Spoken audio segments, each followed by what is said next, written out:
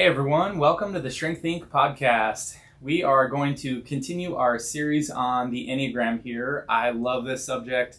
I love talking about it. I recently hosted a retreat for therapists and practice owners in Asheville, North Carolina with my friend and colleague Whitney Owens of Whitney Owens Consulting, Wise Practice Consulting. And we did a whole training, kind of an intro training on the Enneagram. Spent a couple of hours talking through all of it, and I just love it. And people were eating it up as here's helpful information to know about all the different types of people, about themselves. So it's great when you have an audience of people that can actually respond to it. So I'm hoping you guys will listen and contact us and give us some of your feedback. I'm hoping that as you listen to it, that you get to know yourself a little bit better if you are one of these numbers. And also, you can be thinking about other people in your life that fit these numbers. Maybe you don't even really know them that well, but as we're describing each one, you might think like, oh yeah, that's Uncle Billy, or like, oh yeah, that's my brother Sally, kind of a thing. Because we ultimately want you to know people well and to be able to relate to them well and have good relationships. That's ultimately why we do all this stuff. Not to put people in boxes or to analyze them, but to really understand them well so that we can relate to them well. So with that, we're going to jump into the body triad, the gut triad, if you will, which we talked about in a previous episode when we went through the triads. The three triads are the body or gut triad, numbers 8, 9, 1. And then the heart triad is numbers 2, 3, 4. And then the head triad is numbers 5, 6, 7. So today we're going to start with that upper portion, the top one of the Enneagram, 8, 9, and 1. We'll talk through what each one of these numbers are. Now, Aaron, earlier you said you did this in Asheville, but I think it was probably Asheville. I'm just saying. It might have been Asheville. You might have offended everybody there. You just left. I'm also not from Asheville, so I'm from the West Coast, so I say things how I'm going to say it. And then it just is what it is, if you know what I'm saying. No, we're not even. Now we're not anywhere. I don't know where the crap we are with that. So do we, I guess what I'm thinking is, do we need to focus on one triad then? Correct. Yeah, we're going to start with the body triad, which is at the top of the Enneagram. And these are numbers 8, 9, 1. 8 is your challenger, 9 is your peacemaker, and 1 is your... I always call it perfectionist, but I feel like it's something else. Maybe you can look it up if you think about it, but... Strict moral person. You're strict moral. Yeah. This makes me think of Pippi Longstocking. There's this show where this teacher, Miss Messerschmidt, I don't even know how to pronounce the name, but I just remember. Yeah, anyway. Wow, that really ages me. So let's start with, we'll start with the 8, and then we'll go to 9 and 1, spend a few minutes on each one. The 8 is the challenger, and if you listen to the podcast episode from before, from a couple of episodes ago on the triads, you would know that the body triad, number 8, is the challenger, and this person, this triad of people tend to struggle with anger, and the 8 specifically tends to be angry outwardly toward the world. They've got these sort of repressed or unresolved, angst about the world, about injustices that they tend to take out at other people. They can often be perceived as being very bold, as being, if you're a woman, oftentimes they're called a bitch. Unfortunately, I think they get... What? Beep. Yep, they do. We'll make sure we have that. Sorry. We'll have that bleeped out, Casey. No, we don't. Yeah. But it's true. And it's unfortunate because I think in a lot of ways, the 8s often tell me that they are misunderstood. Because they come across as being advocates, and in fact advocates for the weak and the vulnerable, and they have big hearts toward a lot of people, but in a lot of ways they're perceived as having no heart at all. They often, I think, come across as being bold and direct because they want to just call things what they are. They don't want to BS around things, right? They just want they want to see exactly what it is and be efficient and be clear and then move on and deal with what is. instead of like beating around the bush or like pretending about things. They just hate that kind of stuff. They, for the same reason that they often will hate small talk, because it's just not real. It's like, let's just talk about the real issues. Why is it like if we're in a room and there's a party going on and there's like this huge elephant in the room and everybody just sort of mingling, not talking about it, they'll be the ones to like stop and be like, everyone, can I have your attention, please? This thing is happening and we need to talk about it right now, right? And then that's when they become alone. Right. Everybody just leaves. Yeah, in a certain sense, they're kind of carrying a weight or of responsibility, I think, that the other numbers don't tend to carry, which in some ways can be sort of a detrimental thing or a difficult thing for them. But in other ways, it's kind of a cool thing. It's something that sets them apart as having this unique responsibility and also ability to carry those things out, which is pretty cool. So I did look that up. The one is also known as the reformer. The reformer, that's it. We can call them the perfectionist. That's kind of like the playful name about it, but yeah, reformer. Thank you. Yeah. So, go ahead. So the other piece of this pie is this whole anger thing that this triad struggles with. And what I've kind of learned is that they're not oftentimes aware of it. I mean, they're just not tuned in at all.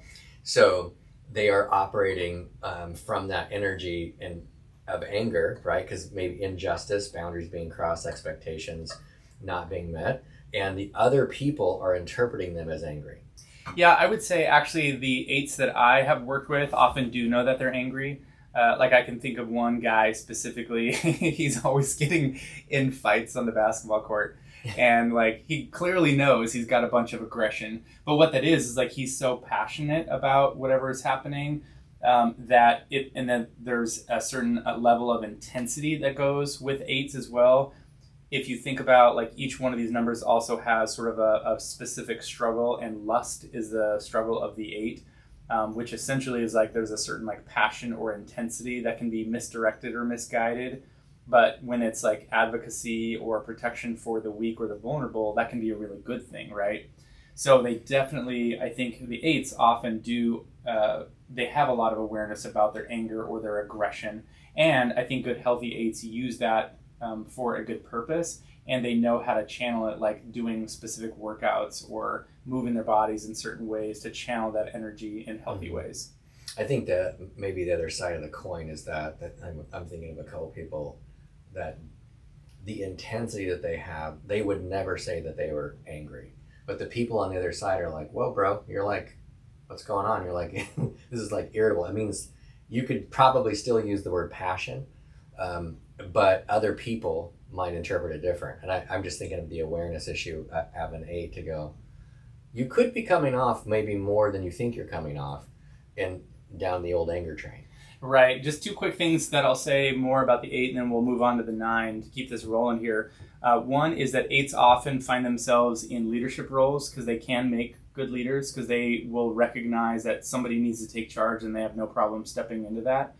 And the other thing is that they do not like to be controlled. They do not like to be told like their freedom's limited, or they don't like to be like told what to do because they don't want like micromanage. They don't want to be controlled, but they also don't want to control anyone else. They just want to be independent and autonomous and in control of themselves, and they want to give everybody else the freedom to be in control of themselves as well. So if that's you, hopefully that was helpful. And if you know somebody that's an 8, they can be wonderful to be in relationship with. You do kind of need to have thick skin, though, I would say, because they can be so direct. And it's not personal. That's the other thing. It's not personal. In business settings, when I've worked with 8s, they can give some very painful direct feedback. But if you can just take it for what it is and not make it personal, they will actually respect you and be one of your most loyal supporters. So keep that in mind working with 8s. From there, let's move to 9s, which are actually quite different from 8s. If your 8 is a challenger, your 9 is a peacemaker. And a 9 is often kind of like your middle child, your, the older sibling maybe is like the golden child, or the one that's like following all the rules or carrying, all the responsibility in the family. Maybe the younger child is the rebellious one, getting, into trouble or whatever, and then the 9 is sort of in the middle, like, can't we all just get along? Right? No, we can't. Son of a... Exactly. They're the one that they care most about harmony in the relationship. They want harmony with everybody. They tend to not like conflict. In fact, they tend to hate conflict. They tend to avoid it at all costs, and will like hide themselves away from people and situations, literally like just slowly back out of the room. Exactly, sinking away. It's like, hey, where'd that 9 go? They just disappeared. What do you think about that? I have some strong opinions. Really? Does anybody want some water? Go get some water. But it's great because 9s can be the kind of people that are like the glue that holds people together, sort of quietly behind the scenes, so to speak.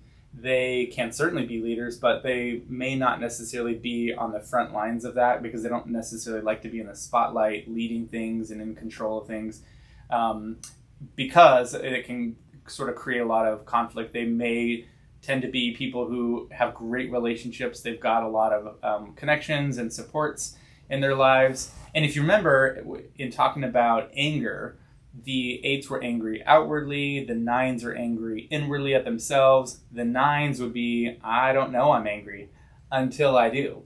Because there's this whole like thing with 9s that are like, they will sort of go along to get along. One of the struggles of a 9s is like having an opinion and sharing it with somebody else, because that could potentially be conflict. You know, like, Nathan, what topic should we talk about for our podcast? And you might say like, oh, I don't know, what do you think? Oh, I don't know, I don't really want to share. Like, whatever you think is fine, you know? Because what if you don't like what I have to say? Or what if you don't want to talk about my subject? That's potential conflict. So they might often like defer or deflect to another person in a relationship. And so they might go along to get along, which means they might be like, okay. And then all of a sudden they might be like, no, not okay. And flip on a dime, because all of a sudden they realize, no, I was kind of okay with it, but I was kind of hoping maybe like things would go in a different direction, but okay, I'm fine with it, right? I'm fine, everything's fine. And then in time, with repeated instances like that, they actually do get sort of fed up with things. They are an energy storage device that all comes out at once. Like a little battery. You build them up and then they explode. Yeah, and that's interesting that you actually use that word energy, because I think 9s do similar to 5s in a certain way. They operate with energy in mind. They have like a certain amount of energy that they need to use and conserve. 9s often will, they may do certain things, and because they're kind of restraining a lot of like the avoidance of conflict, or they are trying not to disrupt things, or they're trying to keep everyone together, that's a lot of energy, right, that they're expending. Or if they're just trying to be peaceable and getting along with people, that's energy that they're like expending that can actually be really draining for them. And so they will be often thinking about life in terms of how much energy it's going to take to do certain things. I think of some 9s that I know. They're so non-committal. Like, you ask them like, oh, you want to go hang out? They'll be like, oh yeah, I think, I'll get to you. You don't hear anything one way or the other. And it's like, because all of that energy situation can be going on for a little while, and then it's like the last minute they're like, I've spent enough for the day, I'm not doing anything. Right. And but they don't want to tell you that because I don't want you to get mad. Right. So we're just not going to say anything. Yeah, and for that reason, yeah, 9s can often be seen as lazy because they are like essentially kind of conserving energy. And I joke, as an Enneagram 3, I joke that like when I'm unhealthy, I go to 9 and I'll say like, if I'm just overwhelmed or I'm tired, I'm stressed, I'm whatever, I'll call it like I'm nining out, because I'm just like laying in bed, like doing nothing. No. I'm nining out. Like, let's just embrace it. Like, this is kind of the negative traits of 9s. But that doesn't mean that 9s are actually lazy at all. They can be very intelligent, very hardworking, very responsible. So they're not connected to their body in that way. They wouldn't know. So is that where you're? Yeah, they would be, because they're still in the body triad. So they are still that's what I mean, connected to their body, and their bodies would feel like the tiredness. And in the same sense, like when they reconnect with their body and like engage some sort of like exercise or movement, often that will give 9s a lot of clarity, because their bodies are the things that's giving them information about how they're actually feeling. Because most of the time they might be like, I don't really know, whatever, it doesn't matter, what do you want to do? Where do you want to go for dinner? It doesn't matter to me. But like when they can engage their bodies, it's very clear, like, what I'm thinking and feeling and wanting and needing. Right. So that's kind of what I was thinking. I guess I said that differently. But it's this idea that they know about their body, right? But on the other hand, all that clarity that they're getting is literally from moving it and from kind of agreeing with it, but also it can be, they feel the overwhelm in their body. Correct. Rather than like, 5, 6, 7s are going to be in their head, stuck in there. Aware of the information that's telling them that there are a lot of things happening that would lead me to conceivably be overwhelmed if I had feelings. If I had feelings. Right. Conceivably. Oh my gosh, other people, what are you talking about? I don't know what I am, but that sounds right. I like that word, conceivable. Good job, that's me. Okay, so what about the ones? Okay, so ones are your reformer, and we have lovingly called them perfectionists as well, because I think ones would definitely... reframe on a level. Yep, they would definitely call themselves perfectionists as well. Ones are angry inwardly at themselves because ones often have some sense of like right and wrong in their head, that they believe this is the standard, like everybody else should have this standard, but they don't realize that it's their own standard. They think it's the standard because it's their own, right? Well, because it's right. Because it's right. The end. The end. and it's true, they can be fantastic like rule followers and aware of like what you're supposed to do. Like if you're on a team or in a relationship with a one, they can ask great questions about things that need to happen or should happen. How is it supposed to happen? Is this okay? Is that okay? Is that not okay? They can get really detail oriented like that, which, on the one hand can be really, really frustrating because it can feel like there's either poking holes or playing devil's advocate all the time. But in a kind of way that's similar to a 6, they're looking at some of the ways that things work or the potential problems that could happen, and they're wanting to know, what are our parameters here? What are the right things that we can and should do? So they can be great at sort of helping you figure out, like, if you're putting a plan together, like what some potential problems might be, or the details that you might need to have to put those together. Well, yeah, they'll naturally ask all the detailed questions because they're trying to understand the actual structure that is needed in order to move forward. Once they understand that, they can check the box and they move on. And that's kind of where some of the anger can come in when somebody else comes over and says, we don't do it that way here. Like, or it doesn't matter. It doesn't matter. We'll just do whatever. And they're like, no, there's a right way. This needs to happen. It absolutely freaking matters. And if we don't, that's bad. Right? Yeah, and that's where they can be hard. They're hard on themselves, but that's where they also can be hard on other people around them, just because once they understand the structure, they want to make the structure keep happening, which means if people go outside of it, depending on the one, because there's also extroversion and introversion in any one of these situations with people, they might need to tell you. If somebody's more introverted, they'll just get more irritable and then kind of explode or leave. But if somebody's more extroverted, they're more likely to go, actually, that was supposed to be done like XYZ or whatever. And if you're married to a one, or if you were in relationship to a one, you might feel like they're constantly being critical to you. But the reality is that I don't really think that they even know they're doing it, to be honest. Correct. That's right. In a certain sense, they are looking at what's right or what's best. In their mind, it's like what's right, and that's going to be safe and healthy and good. And they're trying to help everyone around them to live under that structure or live that way, because that's a form of care for them. I want to sort of protect you, or I want you to live in this way, and then you will be living a good, right life as well, because everybody should be doing this. This is the right way to do things. And that's very loving, I think, of them in their minds for them to do. But like you said, people will experience that, I think, often as like being critical. Right. And so, and I think with the ones being the angry more inwardly, they also don't really realize how much that anger is coming off to other people in that situation. So, and the worst thing you can do, like for other reasons, probably with anybody, is say like, "Are you angry? Like, what's going on?" Right. How dare you?